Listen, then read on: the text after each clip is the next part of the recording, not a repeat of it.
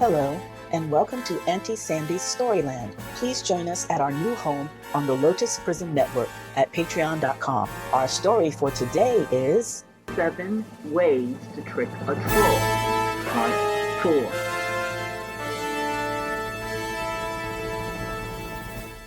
Troll Weakness 4. Reflected sunshine turns trolls to stone. Trolls roam about hunting or looking for prey at night. They keep to dense and dark forests so that if the sun begins to rise while they are out, they can hide in the shadows. You can still defeat them if you use something to reflect the sun on the trolls, such as a mirror or a prism. The story of the boys who met trolls in the woods. Once upon a time there was a poor couple who had so many children they couldn't feed them all.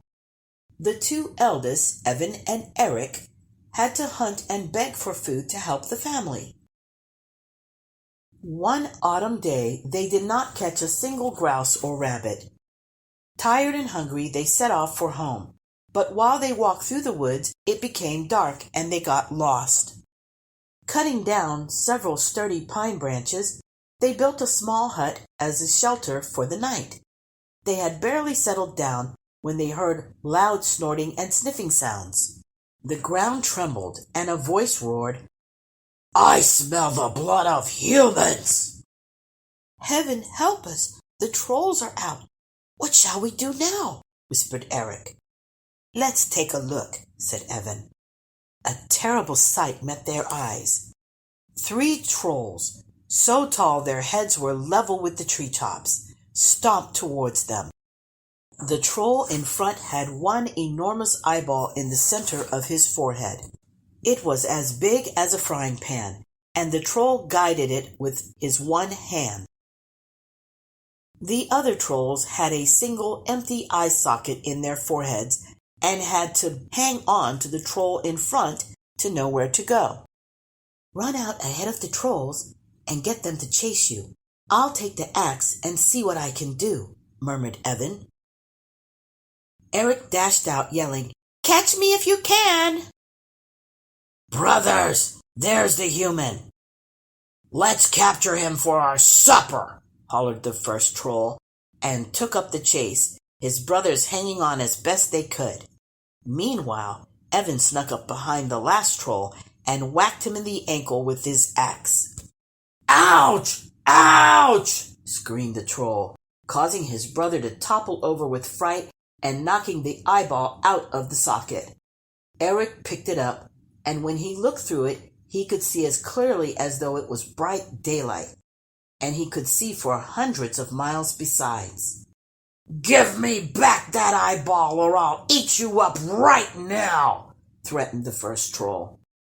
"I'm not scared of you. You can't see me. I have the eyeball now," yelled Eric. "We'll turn you into sticks and stones if you don't give us the eyeball," warned the troll. "I don't believe you," yelled Evan back. "If you don't watch it, I will use my axe and cut all 3 of you so you have to crawl on the ground like worms."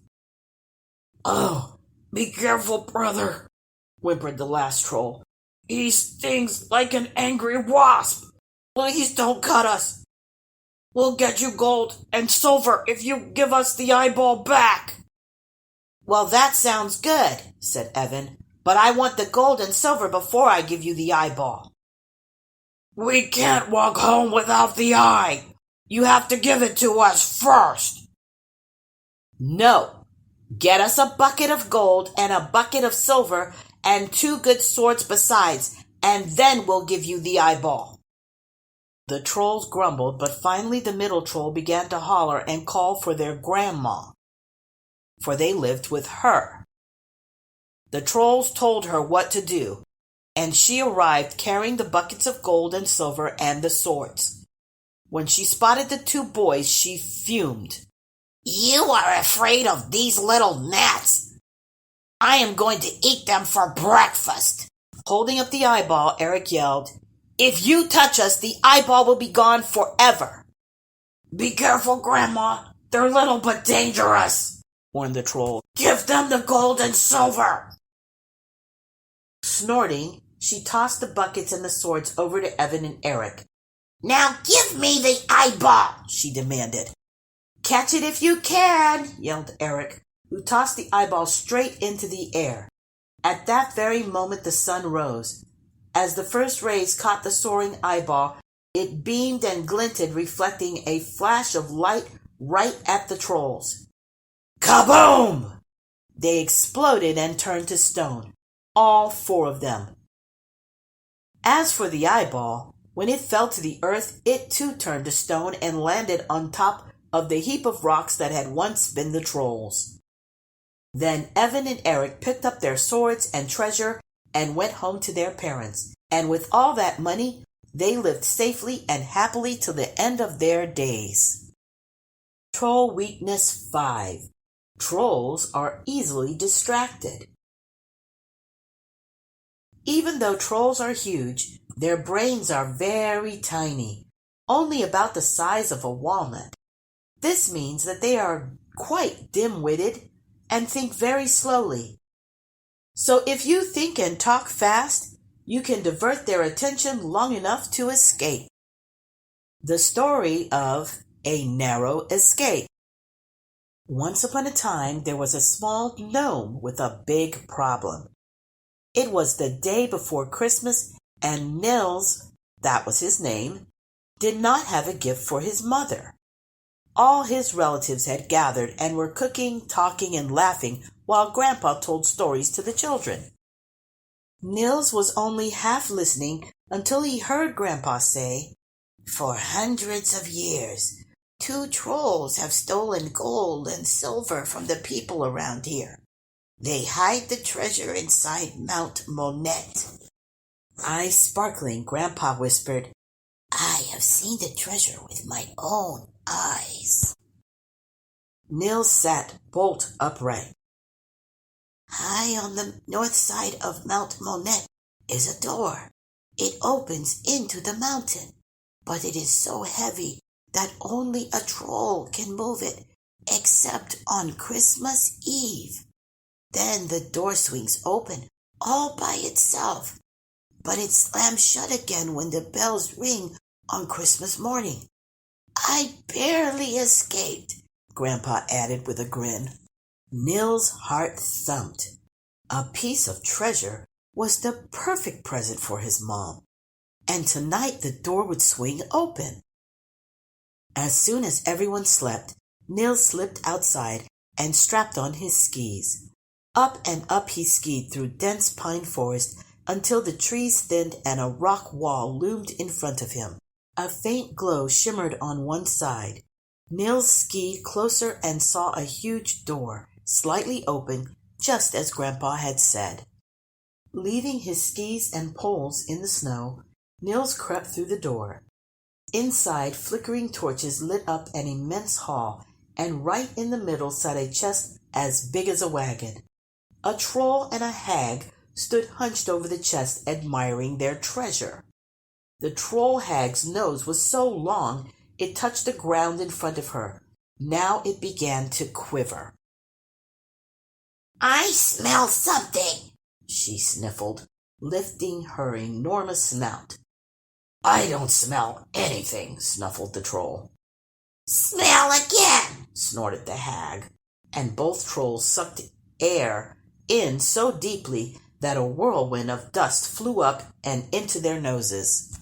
"Achoo!" went the trolls and fell back from the force of the sneezes. The blast picked up Nils and whisked him through the air like a leaf, dropping him smack into the trunk. Bracelets, brooches, rings, coins, candlesticks, and goblets glittered around him. One slender necklace with a red stone sparkled and twinkled more beautifully than the rest. It would be lovely around his mother's neck, thought Nils. He grabbed the necklace and crawled to the edge of the chest, ready to jump. Ding dong! Chimed the bells of Christmas morning. Thunk went the door to the mountain. Thud went the lid of the chest. Nils was trapped, but he was not afraid. Peep! he squeaked through the keyhole. "What was that?" yelped the troll. "There's a mouse in the trunk!" cried the hag. "Oh, leave it to starve. It won't eat our gold." "It might chew a hole in the trunk," complained the hag. "No, it won't," growled the troll. "Yes, it will." "No, it won't." "Yes, I will," piped up Nils from inside the trunk.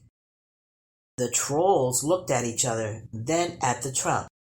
"Well, open it!" the hag snapped. "Ha ha! What a funny-looking mouse!" gawked the troll when he spotted Nils. "I'm not a mouse, I'm a gnome," declared Nils, hands on his hips. "Yum! You'll make a fine stuffing for the Christmas goose," screeched the hag, and went to the kitchen. Folding his arms, Nils said firmly, "You can't eat me. I'm too dirty." "You look clean enough to me," objected the troll. No, look here," said Nils, and held out his hands, filthy from crawling on the floor. "You'll need to wash me first." "I guess you're right," admitted the troll, and carried Nils to a pool. Now this pool was part of an underground river. Water flowed in at one side and disappeared out a hole at the other end. A large wooden cup that the trolls used for drinking hung by a piece of rope from a hook. The troll splashed water on Nils. "Now you're clean," he declared. "You'll need both a brush and some soap to scrub away all this grime," insisted Nils. Grumbling, the troll set Nils down at the edge of the well and went to fetch cleaning supplies. As soon as the troll turned his back, Nils leaped into the wooden cup. He fished out his pocket knife and started to cut the cord. He sawed and he sliced, but the rope was very thick, and he had not quite cut through when the troll spotted him. "Stop!" they roared and sprinted toward the well. Just as the trolls reached him, the cup dropped into the water. Down the river sailed Nils, around sharp curves and over jagged boulders, till the river shot out of the mountain. The cup hit the riverbank and hurled Nils into a big soft snowbank right by his farm. That Christmas, Nils had 2 presents for his mom, a lovely necklace and a story as good as any that Grandpa could tell about how to trick the trolls in the mountain. That is the end of our story for today. Thank you so much for tuning in. Join our exclusive Storyland membership on the Lotus Prism Network to get special appreciation bonuses and rewards as a valued member of our listener team. To join our membership, go to patreon.com/the Lotus Prism Network. For those who like the book we read today and would like to purchase it, please click the link in the description.